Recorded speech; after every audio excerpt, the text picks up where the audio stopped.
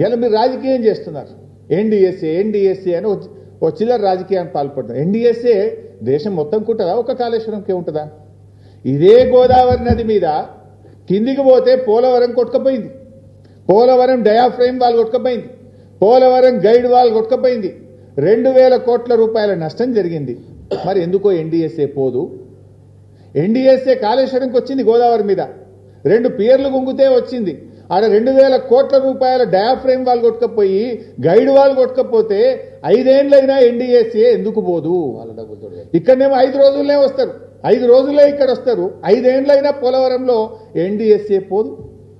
5 నెలలైనా SLBC tunnel కుప్పగూలితే NDSA రాదు. Kishan Reddy పంపడు, NDSA రాదు.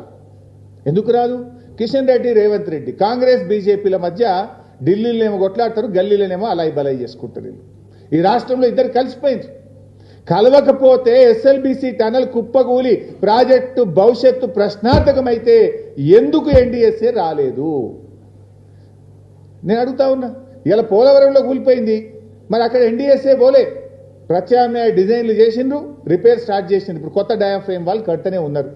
మరి ఆడ కట్టినప్పుడు ఈడెందుకు కట్టరు?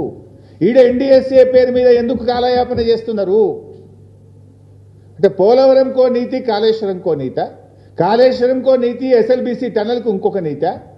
ఇదంతా చిల్లర రాజకీయం చేస్తున్నారు. ఇలా ప్రజలకు కూడా అర్థమైపోయింది. కాంగ్రెస్ పార్టీ రైతు ప్రయోజనాల కంటే, రాష్ట్ర ప్రయోజనాల కంటే చిల్లర రాజకీయాలకు ప్రాధాన్యత ఇస్తూ ఉంది. దయచేసి ఎన్డీఎస్ఏను ఎన్డీఏ ప్రభుత్వం రాజకీయ సంస్థగా మార్చొద్దని, తక్షణమే మరమ్మతులు చేపట్టాలని చెప్పి కూడా